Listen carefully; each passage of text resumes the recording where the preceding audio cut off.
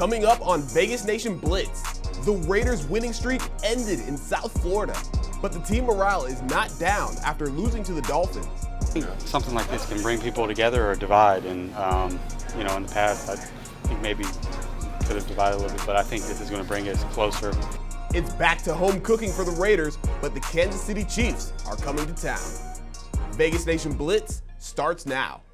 Powered by the Las Vegas Review-Journal, this is Vegas Nation Blitz. Presented by D&R House of Diamonds, making luxury affordable. Located in the One Summerlin building in downtown Summerlin. The Raiders' first game on the road under interim head coach Antonio Pierce ended in a 20-13 loss to the Miami Dolphins. The loss looks similar to other losses this season on paper. The defense doing everything it can to keep the Raiders in the game, and the offense not capitalizing on opportunities and unable to put scoring drives together. However, the tense feeling in the locker room is not there. The Raiders were not dispirited following Sunday's loss, and while moral victories don't mean anything in the NFL, the team seems largely optimistic about their performance at Hard Rock Stadium. It's definitely frustrating, but it's to the point where, we got to keep our heads up in these situations. I mean, it's a good football team. Defense played great. We got to do a better job of helping them out. A lot of stops against a very electric offense. I'm proud of the guys. We kept fighting. That's what we talk about all the time. We preach it, staying together and playing for each other. And you just see that out there, no matter what it was, no matter what situation we were in, nobody blinked. We stayed, tight as a unit.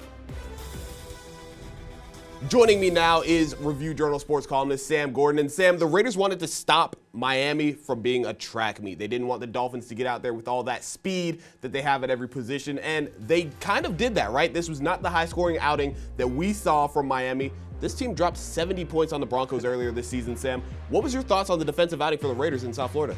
Dre, the best defensive game the Raiders have played this season, right? We know it's an improved unit, 13th in scoring defense this season, averaging half a takeaway per game more than they did last year. That was a focal point coming into the season. It's a focal point that they've emphasized during the season. So it's definitely a better unit, Dre. It's a credit to Max Crosby, Robert Spillane, the other leaders on that defense, and of course, again, Patrick Graham, who has that unit playing even better. But it's been a problem because the offense hasn't matched what the defenses have been doing. So that's why the Raiders are 5-6 instead of having a better record with how well their defense is playing. Well, Sam, you just touched on it right there. On the flip side, offensively, they're not producing very much. Aiden O'Connell still going through rookie quarterback growing pains.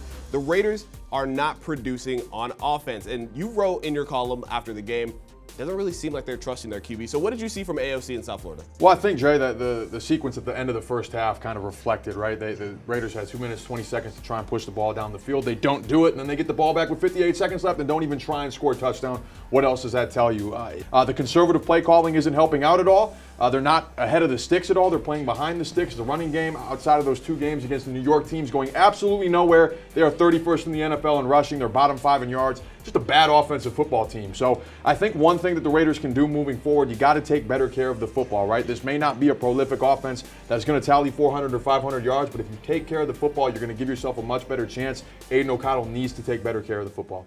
Well, Sam, we're going to see what the players are thankful for this holiday. Sam, what are you thankful for as Thanksgiving approaches? I'm thankful for being able to come here every week, Dre, and talk about football with you and talk about the NFL. So great life we have here in Las Vegas. Happy Thanksgiving to all the viewers out there moving forward.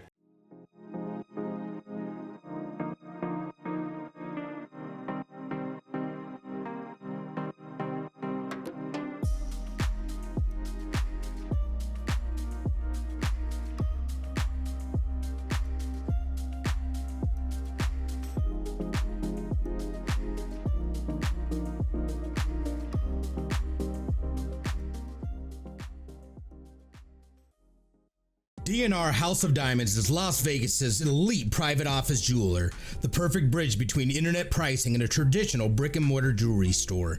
We specialize in loose diamonds, natural and lab-grown, engagement rings, fashion jewelry, custom design, and jewelry repairs. We operate by appointment in our beautiful offices in the One Summerlin building, downtown Summerlin. Our great relationships with the world's largest diamond wholesalers and our low overhead saves you hundreds, if not thousands, on your purchase.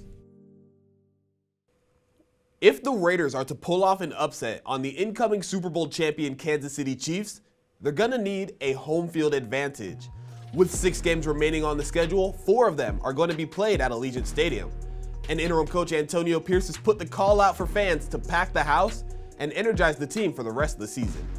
We know the black hole in Oakland was a ruckus environment, and the Raiders want the Vegas version to be even more lively. Having a home field advantage for us is huge.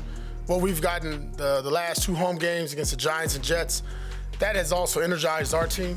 So I'm calling on Raider Nation, our fan base, our alumni to show up and show out, bring that energy, bring that passion. Watch these guys play hard, give the effort, execute at a high level, and play with intention to win every game at home. You know, Allegiant Stadium has to be ours. That black hole has to be real.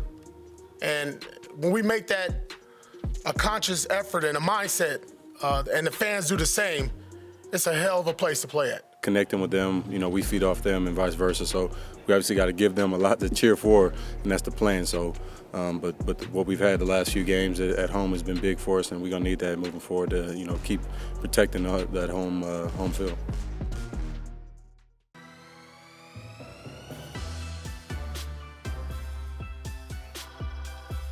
Yeah, I'm just thankful to be here, honestly. You know, as a undrafted guy, you know, it's hard to stay in the league.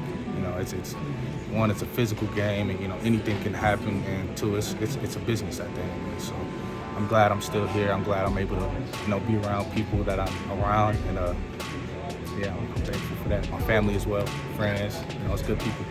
I'm extremely thankful for God. You know what I'm saying? Jesus Christ. He the one placed me here.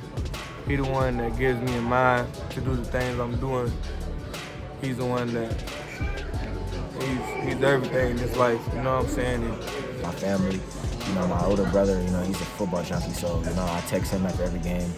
You know, and it's my family, man. Like, we're a football family, so they just help me transition into, you know, this career, and, you know, I'm ready for it, obviously, so they want to thank them, and obviously the guys in here, you know. And I'm thankful for a lot, man. I'm thankful for family, man. I'm thankful for, you know, obviously the Raiders, this organization, the guys that I, you know, come in this building with. I feel like I told everybody I seen today that I'm thankful for them. Just because, man, at the end of the day, man, we blessed to be able to do what we do, you know, and be able to support our families and, you know, live the way that we live. And so I'm forever grateful and thankful for that.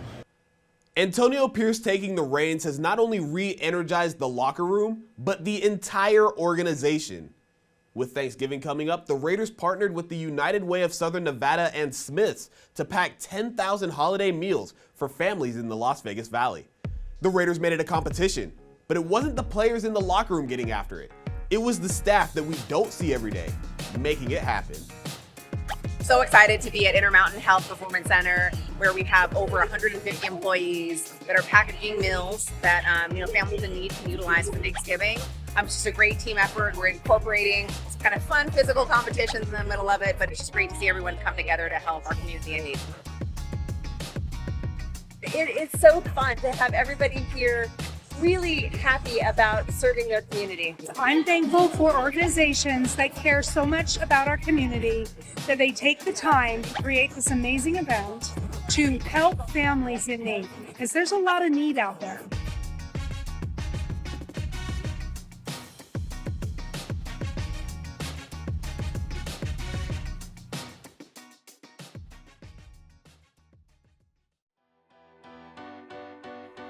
I say this every week, but I am so thankful for each and every one of you for tuning in to Vegas Nation Blitz.